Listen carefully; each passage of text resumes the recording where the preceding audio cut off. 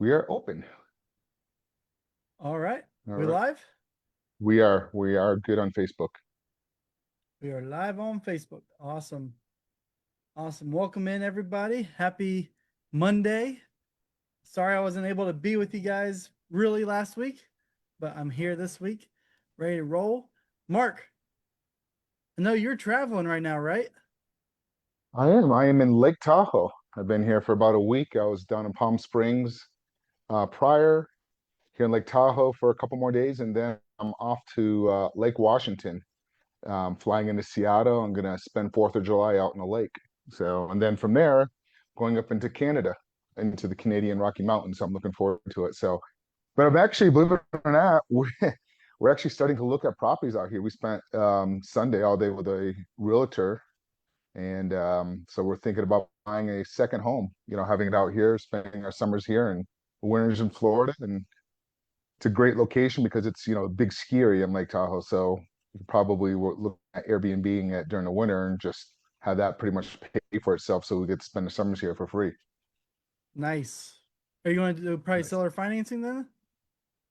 I'm going to. We're looking at it. We're putting some offers in with seller financing. But technically, she wants it so bad. So we may not do seller financing, but I'm putting some we're putting offers on seller financing, but we're not in a rush either. I said, let's take 2 months because here the market is just shifting compared to other parts of the country, and the sellers still think it's 2020 prices.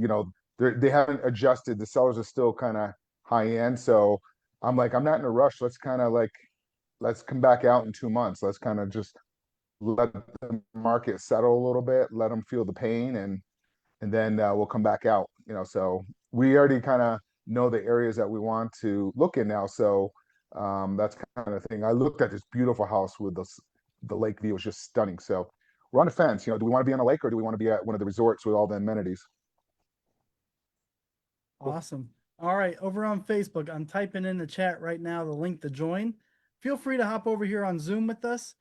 Um, Hop in, ask questions. This is a free coaching call for you to ask questions and figure out if seller financing is right for you. If you might need some help with seller financing, we're here to answer your questions. Um, Mark's here. Mark, go ahead and tell him about your experience real quick.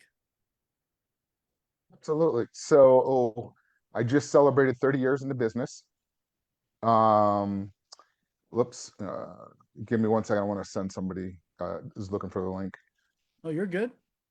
I put the link there in the chat for everybody. So feel free also let us know where you're tuning in from. I'm here in Cincinnati. Mark's traveling. He's in Lake Tahoe. So Lake Tahoe, Florida. I lit. My hometown's Boca Raton. So where in Florida are you located? Well, wait, that one comes oh, out. Fort Myers. Fort Myers. I like Fort Myers right now. A lot of great opportunities in Fort Myers. Everything pulled back, and Fort Myers got hit with some hurricanes. So if you look at history of where hurricanes hit, if you look 3 to 5 years later, those communities are thriving because so much money is being thrown into that community from the government, from insurance companies, people revitalizing. So I really like those areas a lot right now. I've actually been looking. Those are the areas where sellers are a little bit more motivated, and you can just throw offers out that work for you. And seller financing is great, especially if you can find one. About me, my name is Mark Monroe. I've been at this game for literally 30 years of last month. Started out in the Washington, D.C. area, did real estate banking. I had 107 loan officers working for me. Um, Done residential, commercial, multifamily development, pretty much all of it through seller financing strategies. I've done over $500 million of real estate transactions and in mainly all the seller financing. I love it. And I love buying through seller financing, and I like selling through seller financing and creating an arbitrage. And typically, what I like to do is structure in a way where I'm using my end buyer's capital to be able to take the property down. So the key to it is really going direct to seller. You can go through agents. work out, find a good agent to work with that will feed you deals. But if you're trying to get into deals with very little money to no money down, then you want to go directly to sellers. Like I have over 600 bird dogs, and some of them are realtors, some of them may be wholesalers, but I have so many different type of bird dogs that are always referring me type of deals. So just constantly keep that going and looking at it, like trash men refer me deals, landscapers, snowplow removals. The list goes on and on. My home deals I get from hospice nurses. So I like going direct to seller, and I like to negotiate with sellers. And the key to it is always listening to the seller, understanding the problems, what are they planning on doing with the capital. And if you understand those type of things, that's where you get the best creative seller financing deals. So that's a little bit about me. And this is open for anybody that has questions. I'm here to answer any type of questions. Matt, my Facebook over here is not working, so if you see anything over there, you're gonna have to let me know. But yeah, so last week you're at the Reds game, little toasty out there, wasn't it? It was like 97 degrees. It was hot and humid, but I'm in the air condition now. We're nice and good. We're ready to go. But we got someone from Avondale, Arizona over on Facebook. I bet it's scorching out there right now. So, I I flew when I first came to the West Coast. I flew into Phoenix and went to look at a project out there, a mobile home community. It was 117 degrees. I was blown away. And then I came out to Tahoe, and that night was 38 degrees. Talk about a swing. It was a hard trip to pack for. It's kind of. But you know what was weird about Phoenix is I didn't realize how early the sun comes up out there. I mean, the daylight it's like at 4:15, and the sun is out at 5:10 in the morning. I opened the blinds at the hotel, look outside, and all the contractors are already out there at 5 o'clock in the morning on site working at this development project next door at 5 in the morning. And then I decided there's a coffee shop next door. I go to this coffee shop. It's like at 5:35 in the morning. The place was packed. The drive-through, people sitting outside. It felt like 9 o'clock in the morning. But I get it because it's cool, and they have to start early and they shut down early. So that was an interesting experience. But let me tell you, if you haven't been in that type of environment, I'm from Florida, so I'm used to the humidity. But that felt like when you're opening an oven, the air just comes in. But I like Phoenix a lot, actually. It's very clean, a lot of great real estate opportunities there, and that's kind of why I went out there. But it was interesting. So, but I don't know whereabouts. I'm sure he is definitely hot over there in Phoenix. they said yes, it is hot. But it's awesome. They said it's awesome out there. So, I have yet to been there, but yet to go to Arizona. I plan on it soon, maybe next year. So, but I won't be going in. I'll be going like February, March. So, all right. So, Mark, are you good? Mark, Everything good on your end? You ready to get answering some questions so we can get some questions I am. going? Bring them on. Uh, Bring them on. all right. Am I So, am if I am I here? Am I okay? Because my thing keeps popping up saying internet unstable. So just hopefully you guys yeah, can hear me it's a okay. little it's a little jumpy. You're kind of blurry at times. Um, but we can hear you. That's the main thing. So, it might just be the internet of your. Are you saying that Airbnb? I'm actually staying at a friend's house. Oh, Yeah, beautiful home. They have a beautiful home. They have a home. So I love their business model. They own a bunch of movie theaters. At one time, they owned 60 something movie theater chains throughout the country. And so now what they do is they develop the movie theater from the ground up, and then from the real estate. And then once it's up and running, they sell the movie theater business off and hold the real estate after 2 years. They hold the real estate. It's a good model. Kind of reminds me of the McDonald's model. yeah. Okay, I like it. Okay, okay. So, all right. Let's see. Hiking is awesome. They're saying that hiking is awesome out there in Arizona. Oh my So, God, I've been doing so much. You know what I did today? I We went mountain bike riding in the mountains, and it was super cool. It kind of reminded me of um it brought, as a child, Matt, did you ride bicycles and did you go into the woods and log trails and swimming oh yeah, holes? It really brought back my childhood memory, like riding through there. I'm like, oh my God. But I did cheat though. It was electric. So it made it really easy. But the mountain biking and the hiking is amazing. That's why my other half right now, they're over in a lake and they're hiking right now because it's only, what is it, 4:40 p.m. That's why I said you might have to set this up because I was gonna go out there, but then I'm like, oh no, maybe my Zoom may not be working in the mountains. Yeah, yeah, it's all good. Well, it might not be working here fully, but it works. You're still in the mountains a little bit, aren't you? We are, and it is great hiking. The summers here are just stunning. That's kind of why we're looking at buying a second place here. Gotcha. Awesome. All right, awesome. So if you guys have any questions, feel free to unmute yourself over here on Zoom or hop if you're on Facebook and you want to ask questions. We prefer you to hop over here in the Zoom. Makes it a little bit easier, less little there's not a lag over there. But you can feel free to drop your questions over on Facebook as well. If you're watching on replay, drop your questions. Mark goes back through the replay and answers them from time to time. So make sure that you ask them. Don't be scared to ask. There are no stupid questions. I say stupid stuff all the time and I ask stupid questions all the time. Doesn't mean you shouldn't ask them because you'll always be learning. So again, I'm gonna put the Zoom link in here one more time. Pop in. There we go. So, all right. I'm gonna go ahead and ask a couple questions at the start because my brother was working on a seller financing deal, right? Oh, what a bummer. Yeah, he had it under contract. He was working on all the paperwork, but he wasn't speedy to everything. Um, the family was a little slow to signing some things, and unfortunately, the guy passed away in the middle of it. Um, so now he's got to go through probate and everything, but there's a lot of liens that could be against the property. It seems like there might be a lawsuit as well. What's some advice for anybody that gets in that situation? That would have been a home run deal to probably a single now. That's kind of what happened on that deal. It's sad because like the intentions were there, but what I recommend is if you have, and I do buy a lot of properties. One of my great referrals that I get from hospice nurses. Um, So that's where I get a lot of my great deals. And it's the same situation with this. So he was going to buy the property and let the seller live in it until he kind of passes on. And he was terminally ill.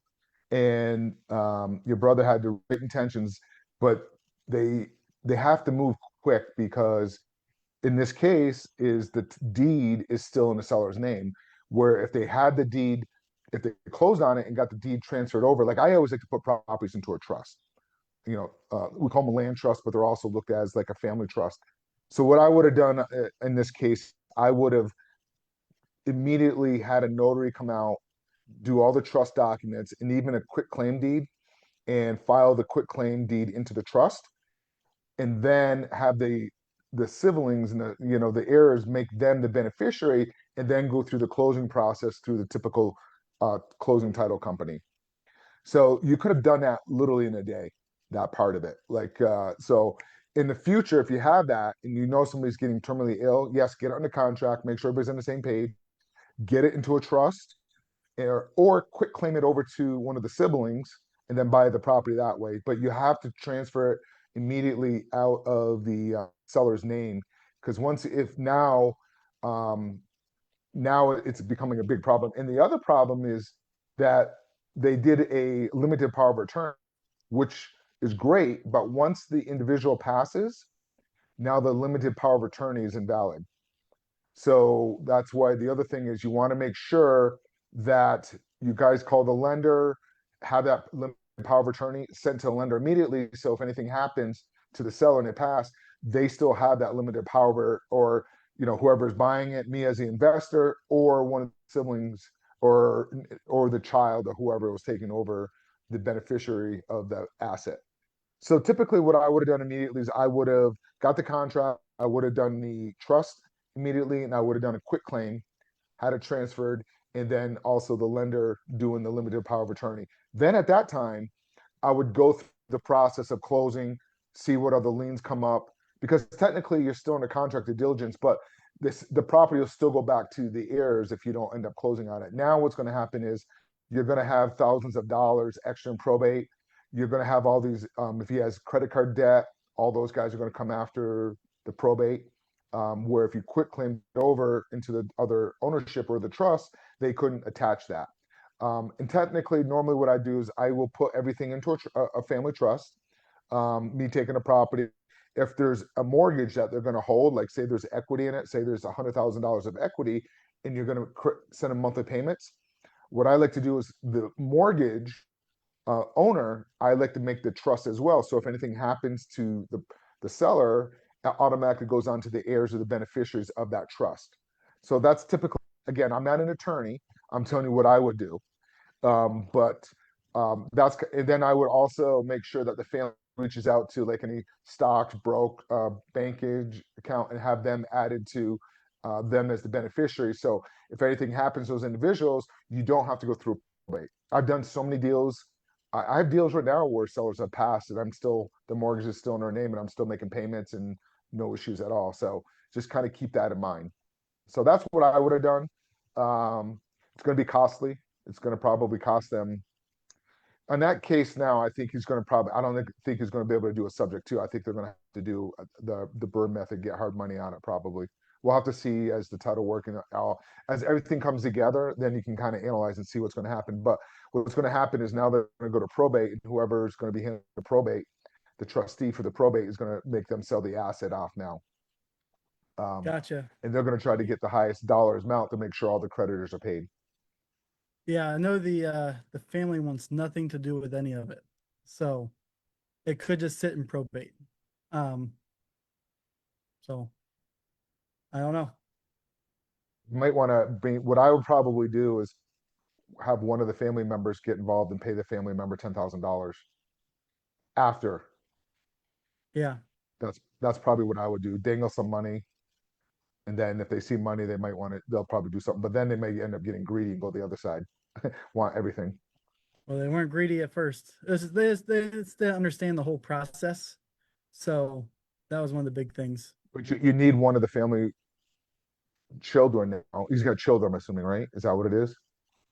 Say that one more time. Does he have children? Is that who he has? Yeah, That's yeah, him. So one of the children now has to step up. It may have to say, hey, you know what? I just need you to sign. We'll handle everything else. And then when it's all said and done, I'll give you like maybe five or $10,000. You got to run okay, your numbers, see everything, but they're still going to have to go through the probate, and somebody's going to have to come up with the money for the probate. right. You know, Yep. Yeah, that's the big thing for it. So we'll see how it rolls from here.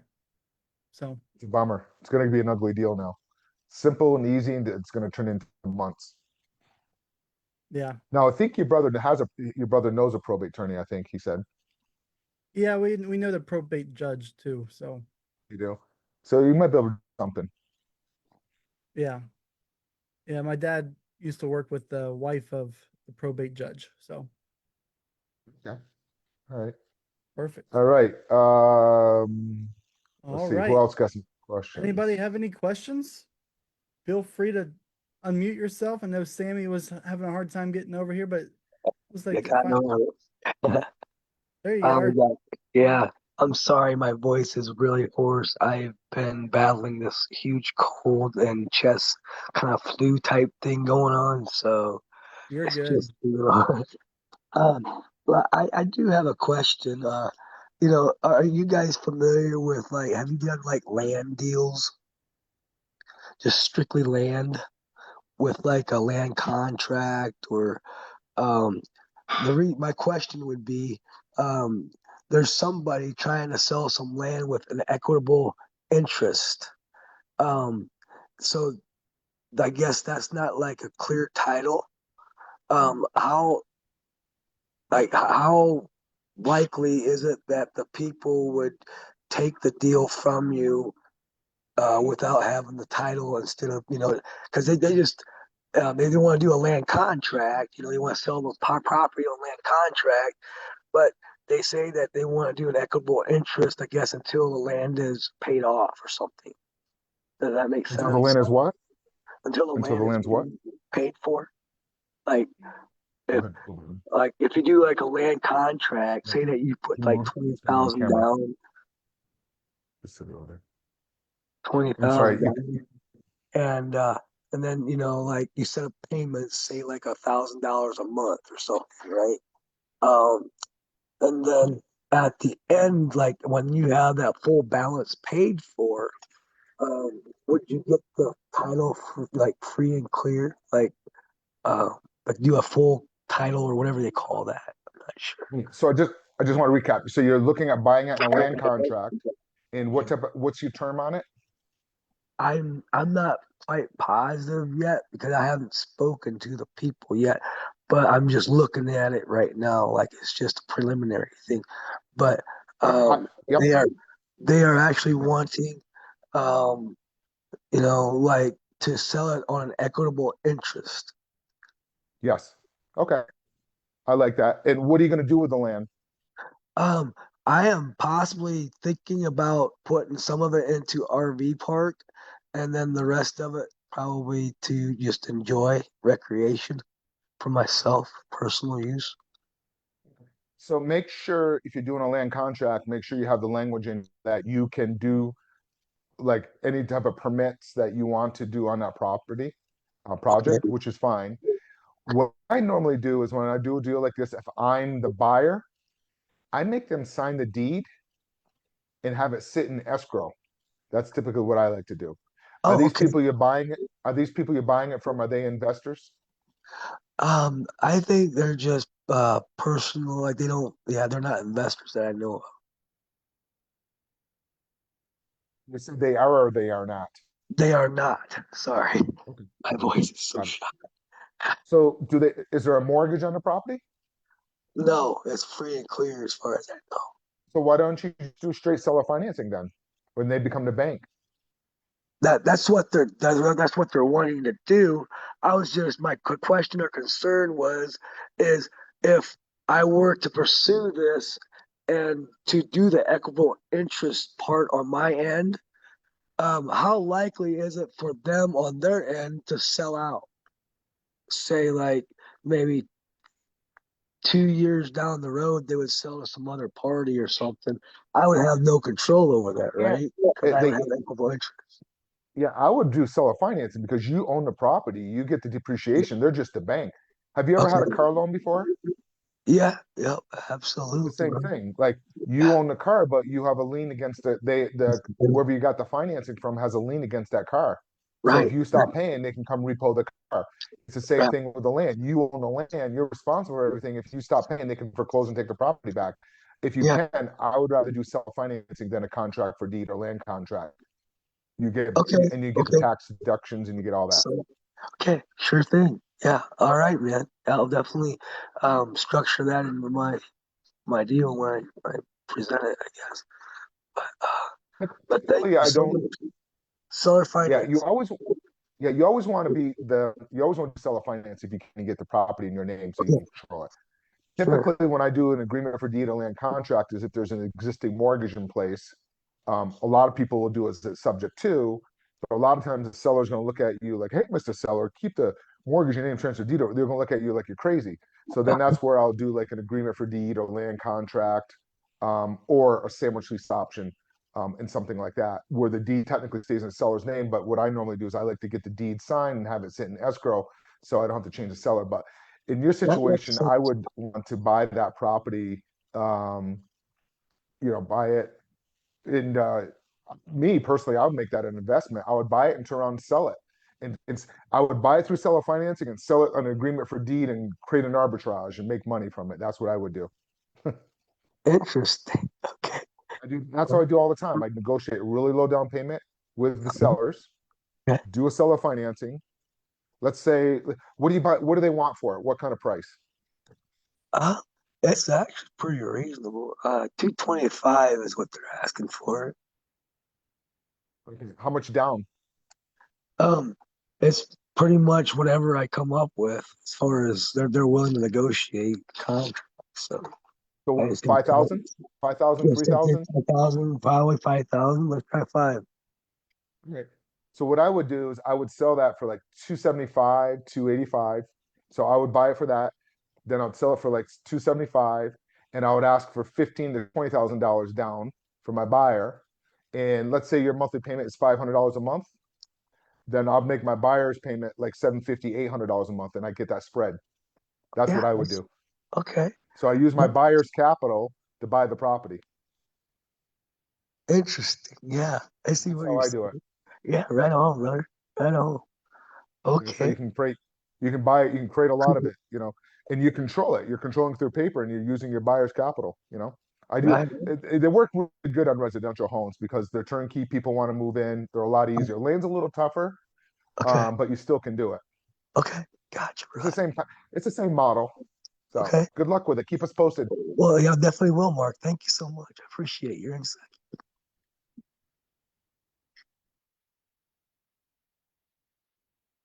Can't hear you, Matt. All right, sorry about that. Toya, what you got? Hello, everyone. I have a question. So, Mark, I came across your Facebook group about 2 weeks ago. So I'm like new here. I have no clue about real estate investing, but I'm interested in getting to learn more and get into this. And I would like to know if you have any suggestions on where I should start. Now, are you renting right now, or are you living at home? Like, tell me a little bit. And what's your job? What do you do? So I'm a business owner and I rent. I don't own a home. Okay, got it. I mean, that's why, and you're wanting to learn how to do seller financing, so you don't have to through bank, you don't have to have your credit pulled. That is pretty much that's kind of why we all do seller financing in a sense. Oh, okay. Yes, because like it's not that I want to buy a home like for to live in, like more of an investment. Absolutely. Yep. So as I was listening, as you heard me talking to Sammy, Hmm. what I like doing is I like buying properties through seller financing, Okay. negotiate, yeah, negotiate a low down payment, and then go out and then start marketing it and use my end buyer's capital to be able to take the properties on. Because typically most of the people that I work with, and Matt will talk about it a little bit, um, you know, I get a lot of people that already own some properties. You don't have to, but this is typically most of them. They've purchase anywhere between 3 to 6 properties, and they put 25, 30% down, and they've used all the capital, and all the capital is tied up in the real estate assets. So then that's when they tend to come into the group. And a lot of times you'll see in the group, there are a lot of investors that already own properties and they're looking to buy more, or people trying to sell some off in there. So that's usually where they come in. But I would recommend is just start reading that, understanding, because in there's a lot of different type of seller financing strategies. Okay. So, yep. So have you ever heard of the terminology subject to? No. Okay. That's one strategy. There's another one, like Samuel was saying, what's called a contract for deed, a land contract. That's another strategy. So they're all seller financing strategies, but depending on what the seller's needs are, that would determine on what strategy to use. And I'll talk about that here in a little bit about like how do you know what strategy to use and what not. And then you also have like how I started out. I started out with what's called a sandwich lease option, where you can get in these properties with like very little money down. So it's like it's a lease agreement that a rent to own with a seller that allows you to sublet it. That's another Okay. great strategy, and I like that strategy to start out because it's less risky. Because if anything happens, you can give the property technically back to the seller.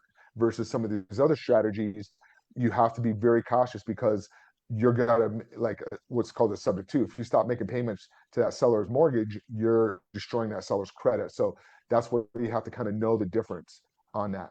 The second part of it is what your business, what kind of business do you currently have? So I have two. I have a home care agency and I'm also a loan signing agent. Also, what was the last thing? A I loan missed out. signing agent. A loan company? Excuse me? What was it? You said a loan? Yeah, loan signing agent. Oh, loan signing agent, like notary Yes. service.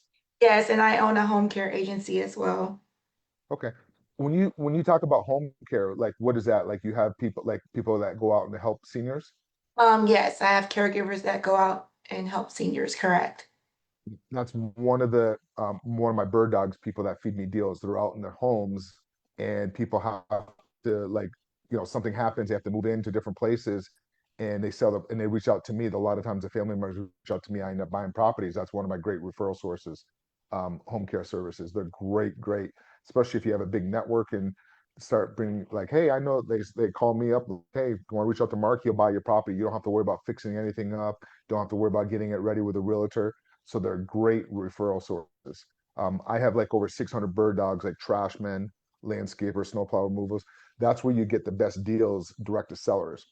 And the key to when you're doing seller financing, the key to it, and this is where a lot of people go wrong, they just sit there and they go into the numbers. Yes, the numbers are important, but when you're doing seller financing, you have to think of it like a marriage. You're in a long-term contract and a commitment with these people. So whatever the term is, 5 years, 7, 10, 30 years.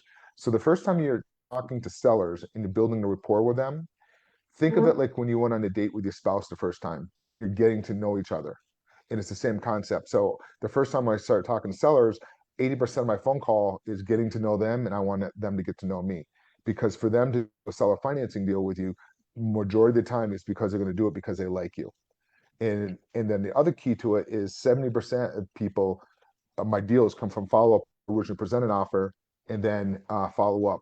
But the key to it is why are they selling? And what do they plan on doing with this capital? So if you understand those two things, that's how you understand how to do these creative deals. So that's the Okay. key to it. So just start surrounding yourself with like-minded individuals. Watch these training videos that we put out all the time. And Matt will talk a little bit, but I do have a private mentorship program where people come in and other investors and we learn and we end up doing deals together. Like we do a private, we do Mondays at 5:30 Eastern Standard Time. We do a weekly coaching call where people bring their deals in. We analyze, we talk about why they're selling, what strategy to use. Like for example, like a subject to, I'll never pitch a subject to be if the seller's not financially distressed, but if they are distressed, then I'll end up pitching a subject to. So why is the seller selling? What they plan on doing the capital, and how to build a relationship with them, and then how to present the seller financing deal to sellers. That's key to it as well, is how to present it to them. Also, like sometimes I like using what's called an amortization schedule. Do you know what an amortization schedule is? No. So like if you buy a house or a car, a lot of times it shows a lot of times when you're making payments, most of it is going towards principal and then it comes down. I'm sorry, most it's going towards interest and then the principal comes down. So I'd like to give them an amortization schedule, show them how much money they'll end up making becoming the bank. And that's why banks make so much money because they're making money off the interest. So Oh, we go through that type of situation, going, presenting an amortization schedule, showing them how it works and the numbers. Because a lot of times besides listening, they want to see it on paper. So we kind of go through that whole process. But how did you come across the group? You were just kind of scrolling, looking at properties, yeah. or what made you kind of No, decide I to? actually just typed in like real estate investment groups when I was on Facebook and I came across yours about 2 weeks ago. Okay.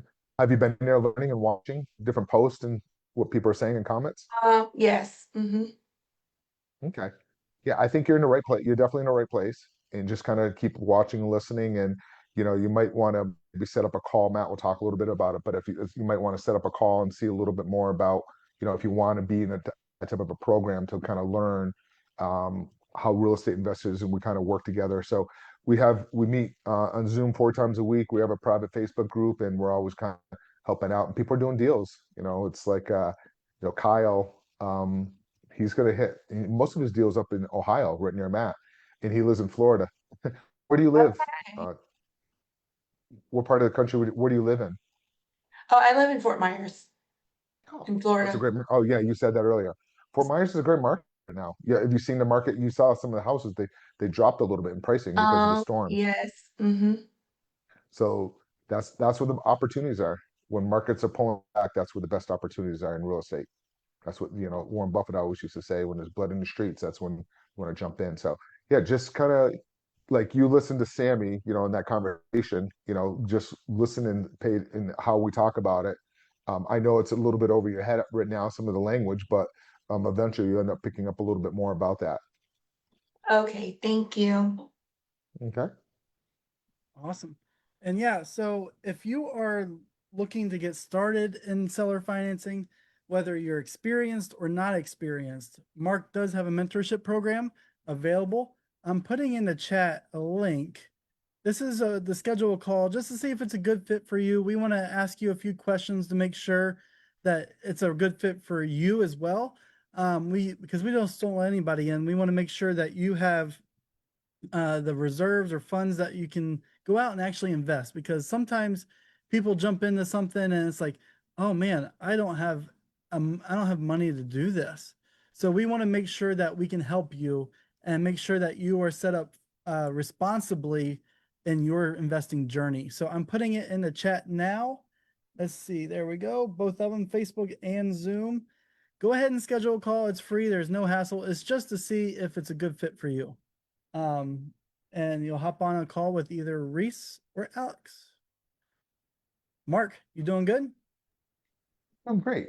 I love people like that are just coming in, because I was one of those people that came in many years ago and just kind of learning and it's fun. That's why I like it, because you're helping a seller out buying it through seller financing. And for me, I like to sell them on rent to owns, and you're helping a family out that actually eventually become homeowners. And that's kind of one of the biggest things that I really enjoy is watching those people. A lot of times they don't think they can become homeowners because of whatever the challenges, credits. But if you set it up in the right way, where it's the stepping stone, especially if it, through a rent to own, and they start establishing payments on it.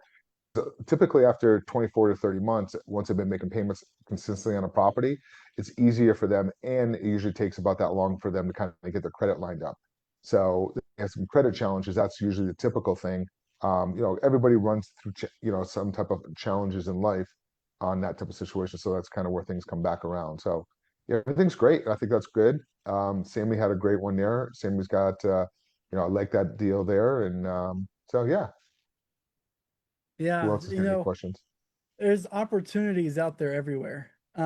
People think that real estate is not a good time to invest right now. It's actually a great time to invest. People always freak out when the stock market is messed up, but actually stock market's at its highest right now. But the economy might be scaring people. But you know what?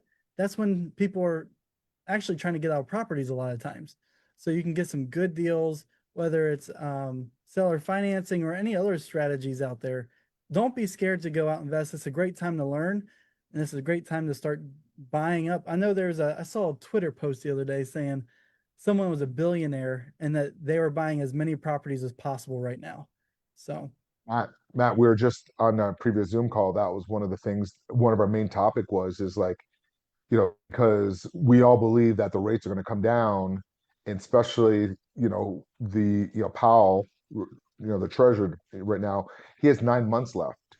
And, yep. the current president right now is like, he wants rates come down. And once the rates come down, there's over 4 million buyers sitting on the sidelines. So the prices are going to jump through the roof here for the next. So in 9 months, his term is up. So, the president is going to put somebody in there that's going to drop rates down. So right now, we're just trying to acquire as much as possible as a buyer. And that was the main topic of our last Zoom call, is that exactly thing, is like, right now is the time to start buying as much as you can before the rate, because once the rates come down, buyers are going to come out of the woodwork and it's going to push all the prices up. Yeah, we saw that in 21. But Yes. what rates were what? 3%, 2%? Yeah, it got all the way down to like 2.75, I think, on a 30-year. It's crazy. Yeah. I don't And think we're going to see them that low, but even in the mid fives, even the low fives, you're going to yeah, see all these buyers coming out of the woodwork. well, we And saw the price just skyrocket. It's like a crazy skyrocket. yeah, I'm excited. Right now is perfect. You know, even during the big collapse in 2008, the people that were buying up, those guys did extremely well after like 3-4 years once the market rebounds. Like I know one guy did extremely well. He purchased over 250 homes during that time period, Wow, all through seller financing stuff. He that's purchased them wild. through seller Yeah, he purchased them through seller financing and end up putting rent to own buyers in there. And after he sold them all off to a hedge fund for 17 million. Really good. Gold. Yeah. He saw the opportunity. He took it. Smart man. Yep. Okay. So w- when you're starting out, what is the most difficult thing to understand as a beginner?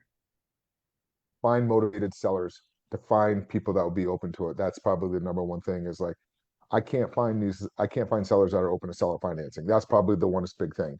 If you go onto the groups like Zillow or some of those places and you look for seller, and you type in seller financing, typically there are other investors and they're okay, but they're selling the home for a premium and they're usually looking for a larger down payment.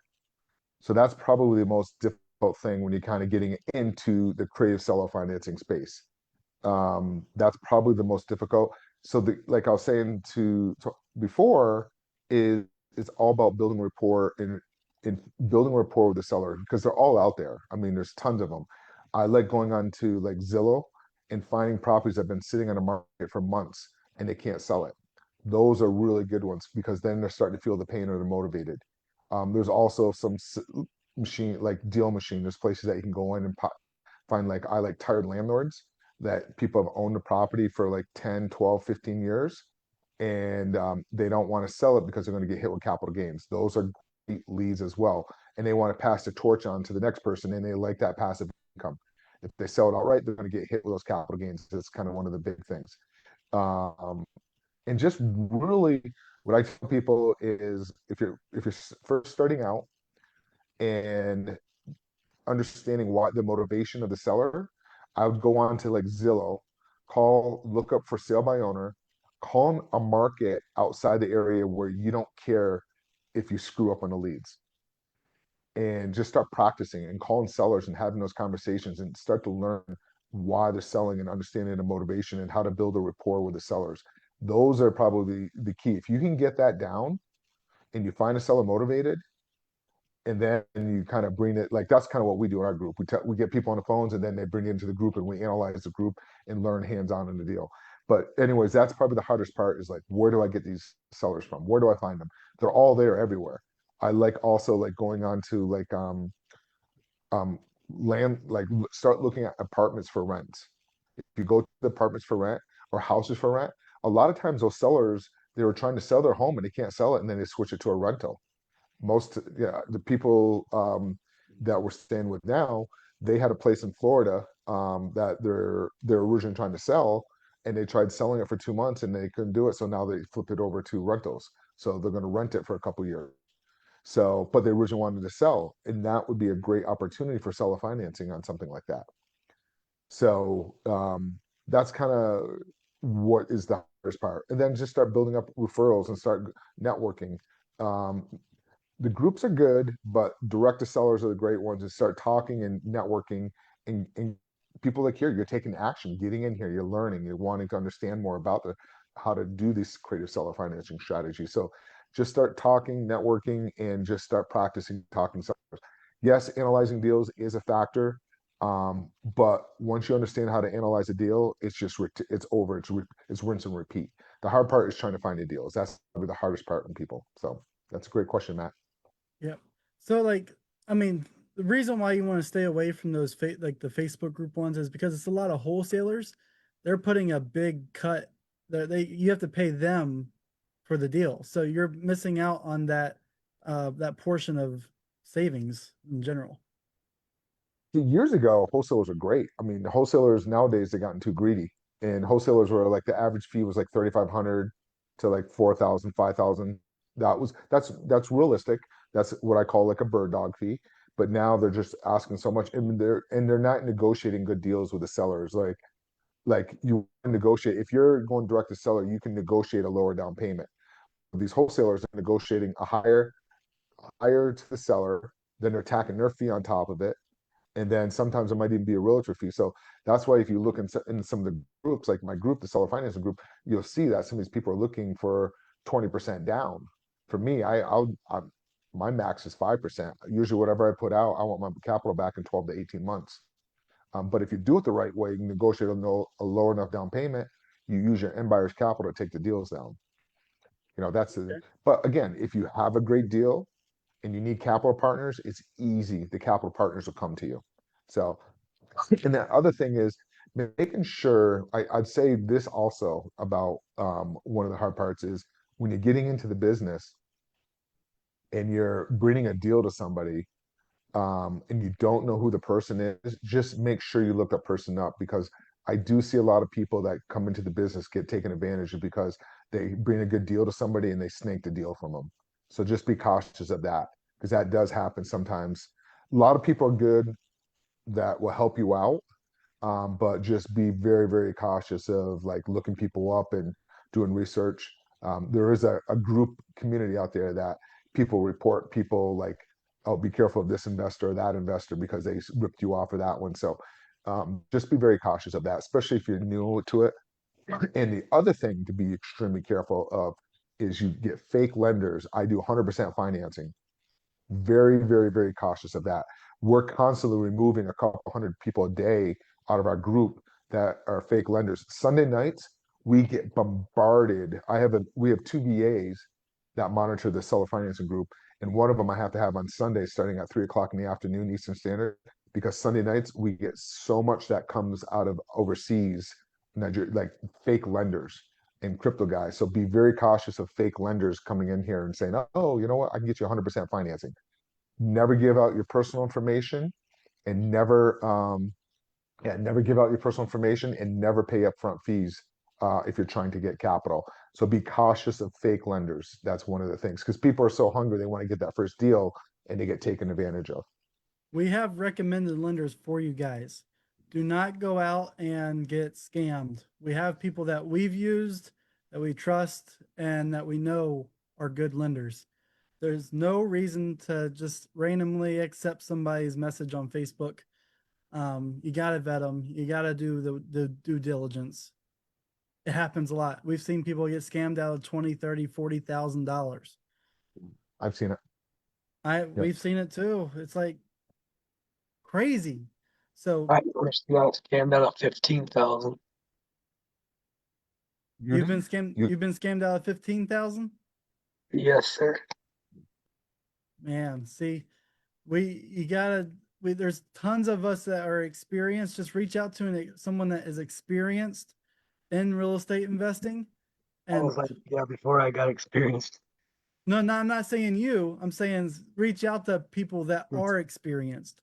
They yeah. will show you who to work with, because they have recommended people that they work with directly. That's typically what happens. Somebody that's brand new and they're just excited and they want to start buying properties, and if it sounds too good to be true, it probably is. So, people post in here, I'm looking for a private money lender. Well, first of all, you're not going to find typically private money on social media. Private money comes from your friends and family. So keep that in mind. There is some institutional lenders out there that have some great programs, like what Matt was saying. We vetted the people out. So always reach out to like Matt, myself, some people experience, people that you see doing active deals in the groups and stuff. Um, and also always check them out with the state secretary website, and always reserve. If you can't look them up and find them, just be very, very cautious. And again, people are not going to reach out to you. So just be very cautious. I'm sorry to hear that, Sammy, man. That sucks. But it's part of, Yeah, it's you learn part of from. it. Yeah, you learn from it, and you just go on. But yeah, it was definitely something that it's hard to choke, or like hard to swallow. It's kind of something that you choke on, but hey, like you said, it's experience, and you learn from it. Yeah. Very, very great points too, guys. Really good points. Yep. And then, like Jackson saying, upfront fees are never required by our lender. It's very true. A lot of them will be asking, I need $5,000 down to start the process. That is not the case. Not the case. Always, yep. Always talk to them on the phone too. If they say you can't talk to you on the phone, that's a red flag. And if you talk to them, and they have that really heavy accent, be very cautious of it. Mainly, a lot of them, they have these big call centers in Nigeria, so be very cautious. That's where a lot of them come out of. Yep. We got a couple more questions. Sammy, do you have any more questions? Sammy, have you done a deal yet? Yeah, I actually have done a few of them now. all three of my deals that I actually currently am working on, I've done creatively, and different in different ways too, I guess. But yeah, definitely have. Um, I am just trying, and like I've had help too, Mark. It wasn't just me doing it. I had a person that was experienced. He had 50 years of it under his belt. So I was like, wow, I could probably learn from this guy too. And yeah, through the process, I've been learning a lot. So but yeah, I can always learn a lot more, and I'm open to that too, as far as that Yeah. goes. That's how I learn. I learn from experienced investors. All these different strategies I learned throughout the years. I learned like one strategy, like one strategy I use for a couple of years, and then I end up learning another strategy. Just keep adding more tools to your tool belt, and then now once you understand all the different strategies, you know what type of tool to use in a tool belt. Plus, certain states have certain regulations where certain strategies you can't use, like land contracts and sandwich options you can't use in Texas. So certain states have different regulations, so you have to understand that. And then also, if you're selling a property as an investor to a homestead buyer, then you have regulations that you have to follow to make sure there's consumer protection regulations.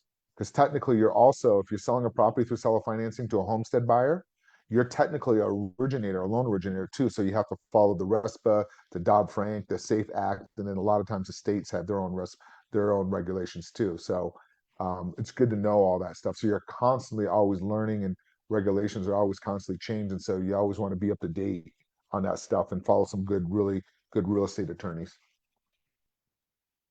That's some sound advice. Thank you. Where are you located, Sammy? I'm in Avondale, Arizona. Oh Um, yeah, I'm yeah. I'm actually out here right now doing supervising a new development in Goodyear, right across from the airport, right close to the ballparks. Um, and it's a 355 unit ground up development luxury apartment complex that serves to the handicap and to the like the elderly as well. So like all the bathrooms are 3 foot wide doors. All your entry doors, everything's 3 foot Awesome. or larger. So That's awesome. Congratulations. That's cool. yeah, thank you, sir. Well, thank Yeah, you for joining. I thank yeah, you for joining. I appreciate it. not a problem, Mark. I want to I want to do Thanks. more of it. It's just the fact that sometimes my schedule doesn't allow it, but I try my best. I hear you. Yeah, I totally. That's part of it. So Matt, are you on? Don't forget to take yourself off mute again. I'm on. There we go. What's up? So yeah, you got any plans for the holiday? Me? Actually, no. Usually I set off a ton of fireworks. I'm not doing that this year. So our family's like, usually we do it for the family and everybody's gone doing different things. My brother has a wedding like in 5 or 6 hours away, so he's got to go to that with his family. So they're not going to be there. My other brother might not be there. So I'm like, well, I'm not going to spend the money if I usually buy like $1,000 worth of fireworks. So Wow. I go all out. I like setting off fireworks. Just go to a Reds game. They're in Philly. Oh Go to no, Philly, they're in watch the game. Boston. Well, just go and watch them play. Wait, no, where are they? Jump in a car and go. They're somewhere. No, they're in Philly. They're in Philly. I got too much to do. I'm getting ready to release an AI course for myself. So Oh wow, that's awesome. yeah, so I got too much going on. I gotta do that Okay, first. cool. Well, this was good. It was a good call. So I'm glad the great questions there, and so I appreciate it. Thank you guys for all coming. Yeah, for sure. You when you You're welcome. next I enjoyed it too, guys. I really did. It's really awesome. awesome. Well, we're glad to have you in here, Sammy. And guys, don't forget to schedule a call. Just hop on a call, see if it's a good fit for you with the program. There is no sales pressure on this call. It's just to see if you're a good fit. Then you'll hop on a call with me, and that's when I'll break down all the value that you'll be getting and everything else. I hope to see you on a call here soon. If not, have a great 4th of July. It's Friday, I think, right? Yeah, Friday. If you're from Canada, enjoy our 4th of July. I don't I don't know. I know sometimes we have some Canadians in here watching, Yeah. especially over on Facebook. So, all right, Mark, Guys, have a great holiday. See you guys next Monday. Thank you guys for showing up. see you guys. Let me shut Facebook down.